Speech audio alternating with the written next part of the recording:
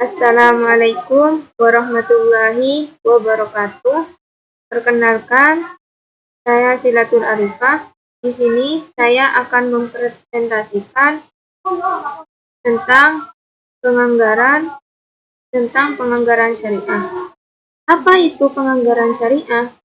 Penganggaran syariah adalah proses menyusun rencana pemasukan dan pengeluaran berdasarkan prinsip-prinsip Islam.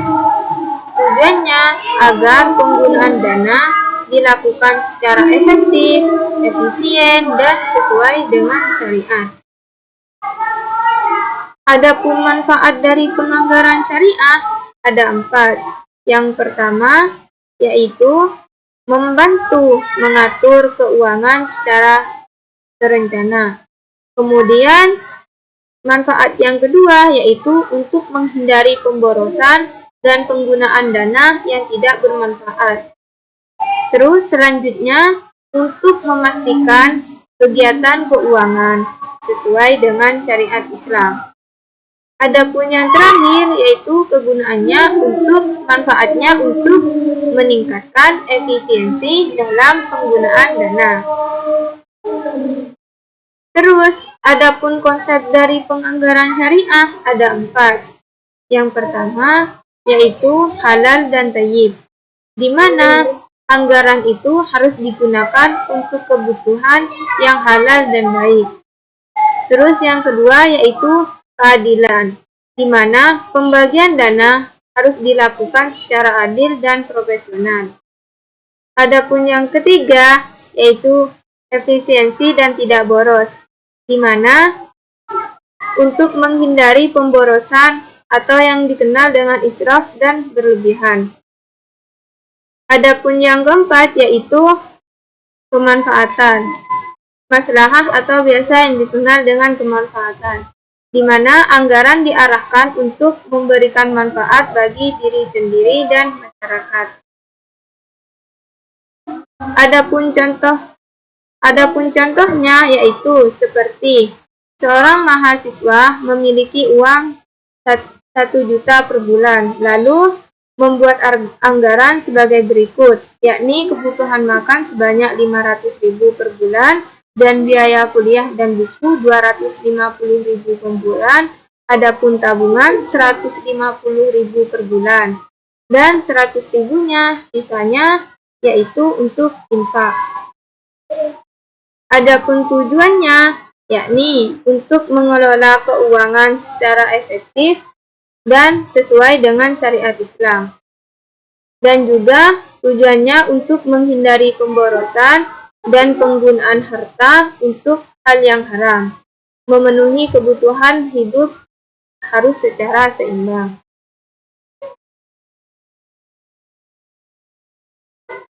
Terus selanjutnya yaitu pengambilan keputusan. Pengambilan keputusan adalah proses menentukan pilihan atau tindakan berdasarkan prinsip-prinsip Islam yang bersumber dari Al-Quran, hadis, ijma, dan qiyas.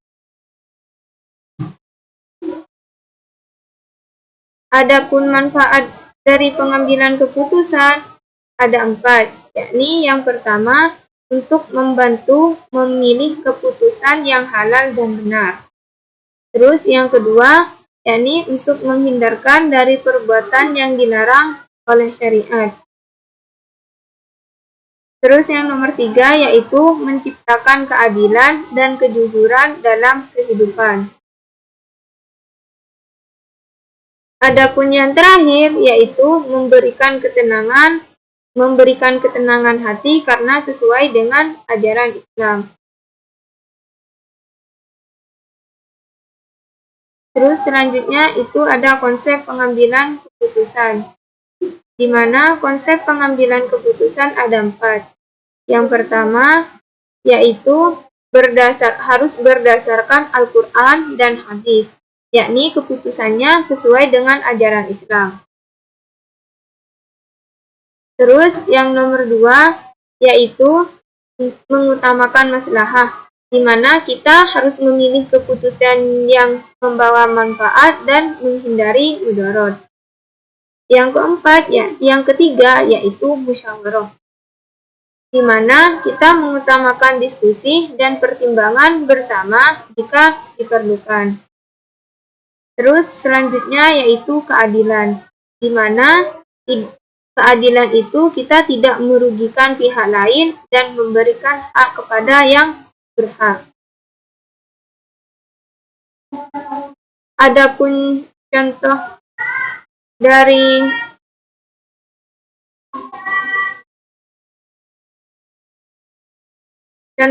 pengambilan keputusan, yakni semisal ada seorang pedagang memilih tidak menjual barang dengan cara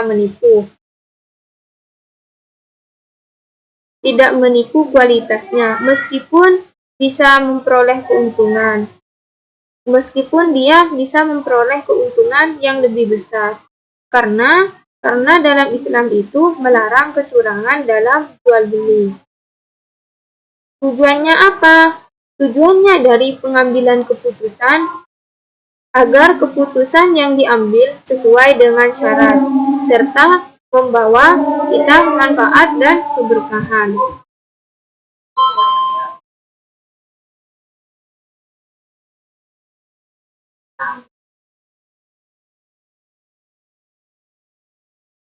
Terus selanjutnya yaitu ada capital budgeting syariah, di mana capital budgeting syariah adalah proses perencanaan dan penilaian investasi jangka panjang berdasarkan prinsip-prinsip Islam. Tujuannya untuk menentukan apakah suatu proyek atau investasi itu layak dijalankan tanpa melanggar ketentuan syariah.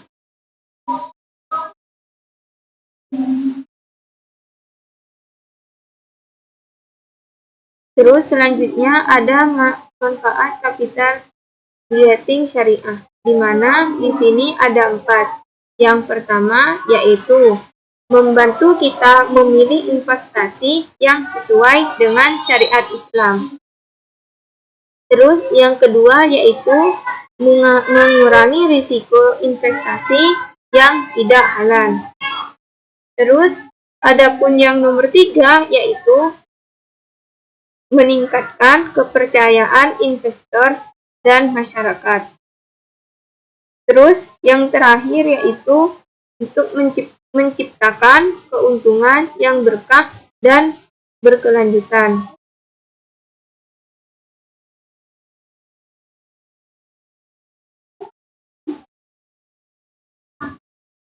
Adapun konsep capital budgeting syariah yang ada 4. Yang pertama yaitu halal, di mana investasi tidak boleh dilakukan pada usaha.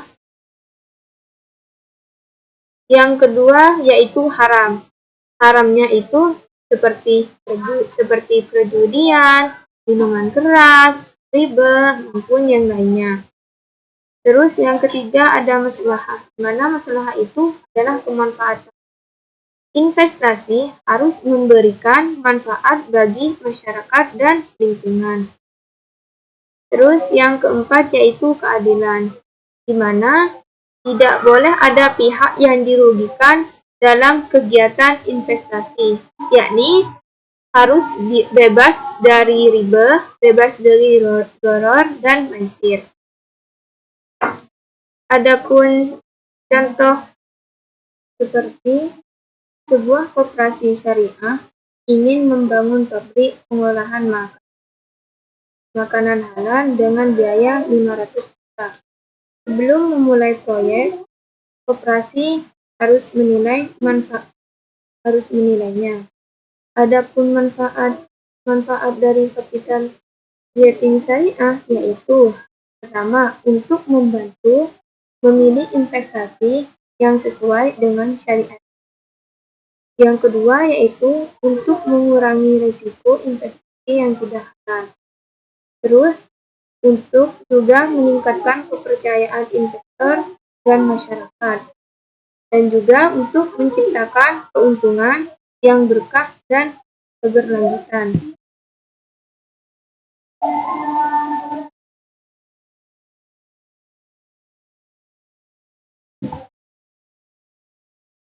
Terus selanjutnya yaitu penilaian proyek halal, di mana penilaian proyek halal adalah proses menilai kelayakan suatu proyek dan atau investasi dengan memastikan bahwa kegiatan, produk, sumber dana, dan cara operasionalnya sesuai dengan prinsip syariat Islam.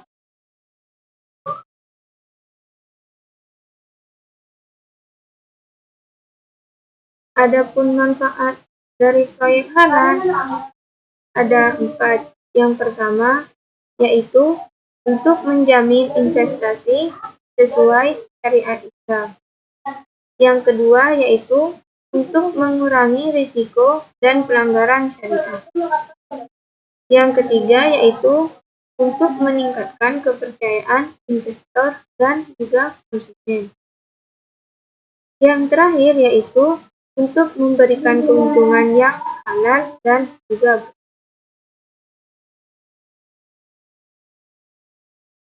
Adapun konsep dari proyek halal yang pertama yaitu untuk kehalalan usaha, di mana produk atau jasa yang dihasilkan harus.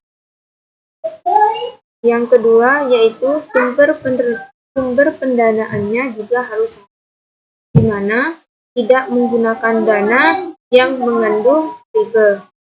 Terus yang ketiga yaitu manfaat bagi masyarakat, di mana harus memberikan dampak positif dan tidak merugikan. Adapun yang keempat yaitu keadilan dan transparansi, di mana semua pihak harus mendapatkan haknya secara adil.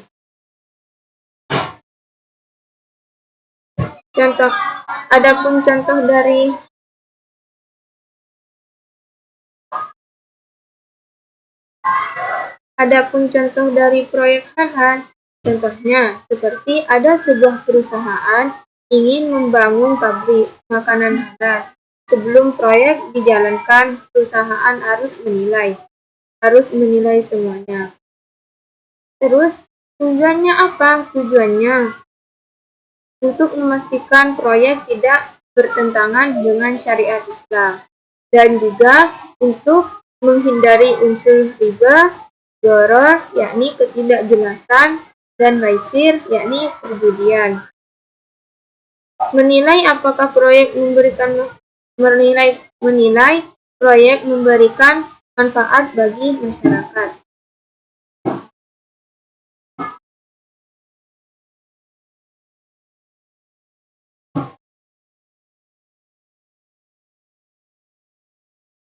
Contohnya, terus selanjutnya yaitu analisis kelayakan bisnis syariah, di mana analisis kelayakan bisnis syariah adalah proses menilai apakah suatu usaha layak dijalankan berdasarkan aspek keuntungan, resiko, dan kesesuaiannya dengan prinsip-prinsip syariat Islam. Bisnis yang dijalankan harus bebas dari riba, doror, atau ketidakjelasan, maisir, judi, serta tidak berkaitan dengan barang atau jasa yang haram.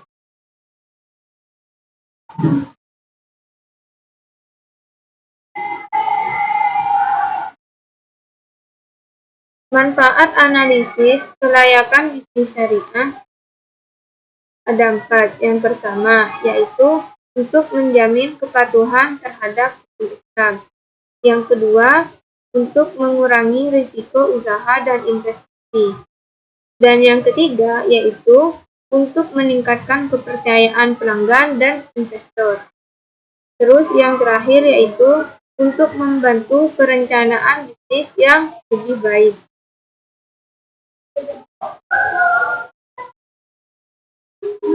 Konsep analisis kelayakan bisnis syariah ada 4. Yang pertama yaitu kelayakan pasar, di mana kita harus menilai kebutuhan dan peluang pasar. Yang pertama yaitu memastikan usaha dan transaksinya halal. Yang kedua yaitu kelayakan pasar, di mana harus menilai kebutuhan dan peluang pasar. Yang ketiga yaitu kelayakan keuangan, di mana untuk menghitung biaya, pendapatan, dan keuntungan yang diharapkan. Terus selanjutnya yaitu ada kelayakan operasional, di mana menilai kemampuan menjalankan usaha. Terus yang kelima yaitu kelayakan manajemen, di mana kita harus menilai kualitas pengelolaan. Contohnya seperti ada seseorang yang ingin membuka usaha produksi makanan halal. Apa analisis yang harus dilakukan? Yakni harus memastikan bahan baku halal dan bersertifikat halal. Dan juga harus meneliti apakah produk dibutuhkan oleh masyarakat. Juga harus menghitung modal, biaya produksi, dan perkiraan keuntungan. Juga tujuan dari analisis kelayakan bisnis syariah yakni untuk mengetahui apakah bisnis layak dijalankan atau tidak. Terus selanjutnya yaitu tujuannya untuk menghindari usaha yang bertentangan dengan syariah. Dan juga untuk mengurangi risiko kerugian. Terus tujuannya yang terakhir yaitu memastikan bisnis memberikan keuntungan yang halal dan berkah.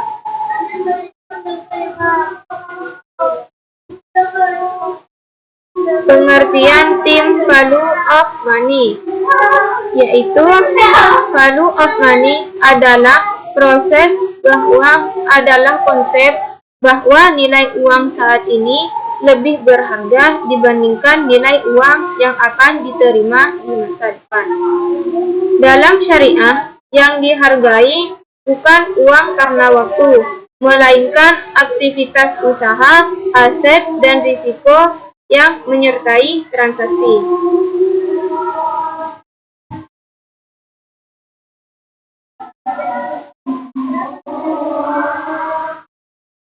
Manfaat time value of money yang pertama yaitu untuk membantu perencanaan keuangan. Yang kedua yaitu untuk membantu menilai investasi halal. Dan yang ketiga yaitu untuk mendukung pengambilan keputusan bisnis. Dan yang terakhir yaitu menghindari praktek riba.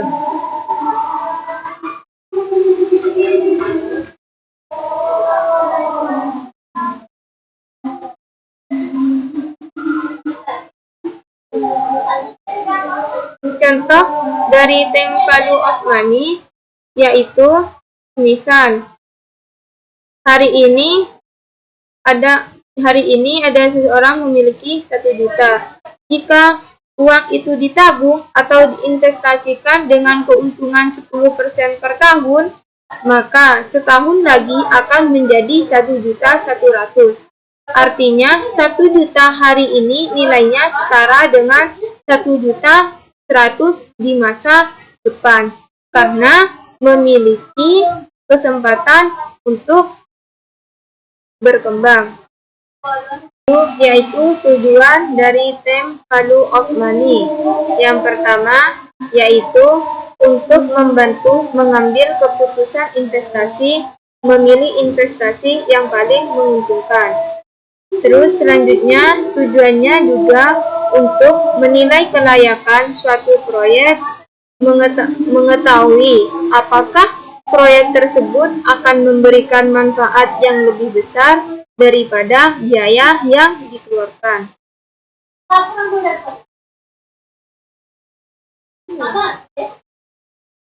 Terus selanjutnya yaitu bagi hasil dan margin, di mana bagi hasil adalah pembagian keuntungan antara pemilik modal dan pengelola usaha berdasarkan kesepakatan yang telah dibuat. Adapun margin yakni adalah keuntungan yang ditetapkan penjual dalam transaksi jual beli syariah. Terus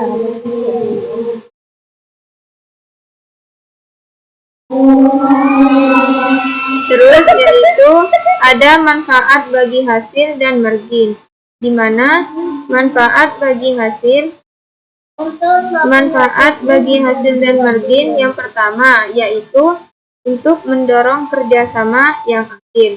Yang kedua yaitu untuk risiko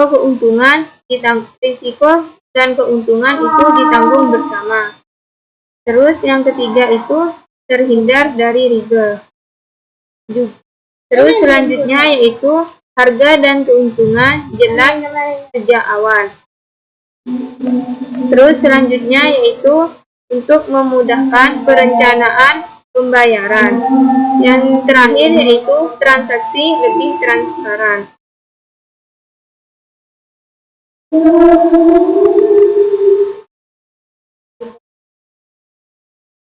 Tujuan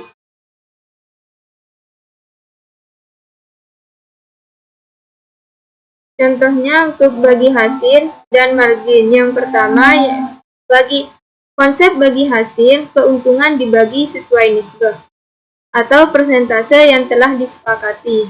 Jika usaha rugi bukan karena kelalaian, dan kerugian itu ditanggung sesuai dengan akad syariah.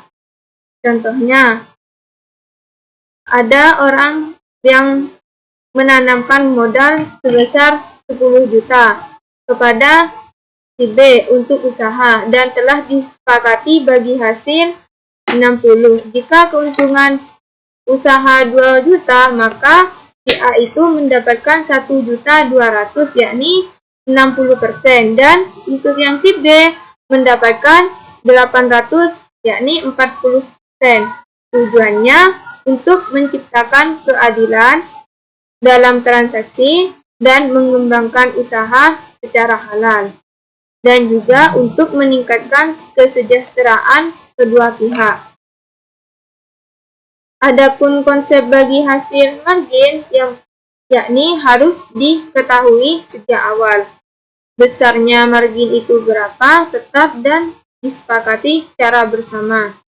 Contohnya, seperti bank syariah membeli motor seharga 15 juta, lalu menjualnya kepada nasabah dengan harga 20 juta. Kemudian lalu menjual kepada nasabah dengan margin 2 juta, yakni harga awalnya 15 juta dan harga marginnya 2 juta, berarti semuanya itu 17 juta. Tujuannya memperoleh keuntungan dari jual beli yang halal, dan juga memberikan kepastian harga kepada pembeli, dan juga menghindari praktek riba. Adapun kesimpulan yang sudah dijelaskan dari depan, yakni setelah mempelajari materi mengenai penganggaran dan pengambilan keputusan syariah, kita dapat memahami bahwa sistem ekonomi syariah memiliki karakteristik yang berbeda dengan sistem ekonomi. Perbedaan tersebut terletak pada tujuan, prinsip, dan cara pengambilan keputusan yang selalu berlandaskan nilai-nilai Islam. Karena dalam ekonomi syariah, keuntungan memang penting, tetapi keuntungan bukanlah salah satu tujuannya. Karena setiap keputusan yang diambil juga harus mempertimbangkan aspek keadilan, kemanfaatan, tanggung jawab, dan juga keberkahan. Dari materi pertama yang telah saya jelaskan, telah dipelajari adalah capital budgeting syariah, di mana kapital tersebut merupakan proses perencanaan investasi jangka panjang yang dilakukan berdasarkan prinsip-prinsip Islam melalui capital budgeting, di mana perusahaan dapat menentukan proyek mana yang layak dijalankan dan proyek mana yang sebaiknya tidak dilaksanakan. Karena dalam perspektif syariah, investasi yang dipilih harus berasal dari sumber yang halal, yakni digunakan untuk kegiatan yang halal serta memberikan manfaat bagi masyarakat. Dengan demikian, tujuan dari investasi tidak hanya untuk meningkatkan keuntungan ke perusahaan, tetapi juga untuk menciptakan nilai tambah yang positif bagi lingkungan sekitar. Selain itu, Kapital Budgeting Syariah mengajarkan bahwa setiap penggunaan dana harus dilakukan secara tanggung jawab, di mana dana yang dimiliki perusahaan bukan hanya dianggap sebagai alat untuk mencari keuntungan, tetapi juga sebagai amanah yang harus dikelola dengan baik. Oleh karena itu, sebelum kita melakukan investasi, perusahaan harus mempertimbangkan risiko, manfaat, dan dampak jangka panjang yang mungkin muncul di masa depan. Terus, materi yang saya jelaskan yang nomor 2 yaitu telah dipelajari adalah penilaian proyek halal, di mana dari materi ini kita bisa memahami bahwa suatu proyek tidak cukup hanya dinilai dari besarnya keuntungan yang akan diperolehnya, karena sebuah proyek juga harus memenuhi standar halal dalam seluruh prosesnya. Karena hal ini meliputi proyek yang dihasilkan, bahan baku yang digunakan, sumber pendanaan yang dipakai, hingga juga proses operasional yang dijalankan. Penilaian proyek halal menjadi penting karena dapat memastikan bahwa kegiatan usaha yang dilakukan tidak bertentangan dengan syariat Islam. Dengan adanya penilaian ini, perusahaan dapat menghindari aktivitas yang mengandung unsur haram maupun aktivitas yang merugikan pada masyarakat. Selain itu, proyek yang halal juga dapat meningkatkan kepercayaan konsumen, sehingga memberikan dampak positif terhadap perkembangan usaha dalam jangka panjang. Terus materi berikutnya yaitu ada analisis kelayakan syariah. Membantu perusahaan dalam menentukan apakah suatu usaha layak untuk dijalankan atau tidak. Analisis ini mencakup berbagai aspek seperti pasar, keuangan, operasional, hukum, dan kepatuhan syariah. Melalui analisis yang baik, risiko kerugian dapat diminimalkan dan peluang keberhasilan usaha dapat ditingkatkan. Selain itu, ada konsep time value of money.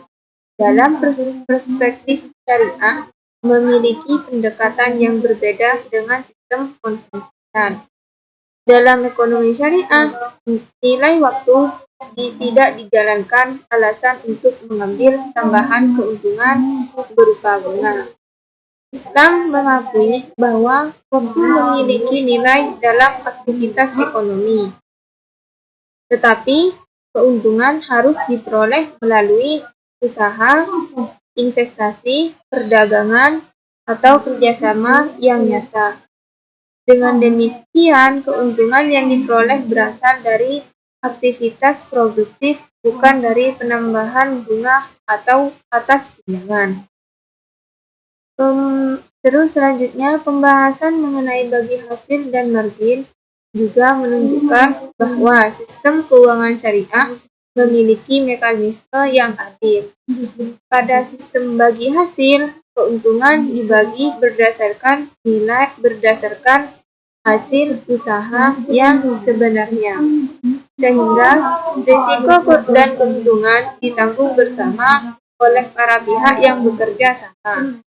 Sedangkan pada sistem margin, keuntungan telah disepakati sejak awal. Transaksi jual beli sehingga memberikan kepastian bagi kedua belah pihak. Kedua sistem tersebut dirancang untuk menghindari praktik riba dan menciptakan transaksi lebih transparan. Secara keseluruhan, penganggaran dan pengambilan keputusan syariah mengajarkan bahwa keberhasilan bisnis tidak hanya diukur dari besarnya keuntungan yang diperoleh, tetapi juga dari cara memperoleh keuntungan tersebut. Bisnis sesuai syariah diharapkan mampu memberikan manfaat ekonomi, sekaligus menjaga nilai moral dan etika dalam aktivitasnya. Cukup sekian presentasi dari saya, kurang lebihnya mohon maaf. Wassalamualaikum warahmatullahi wabarakatuh.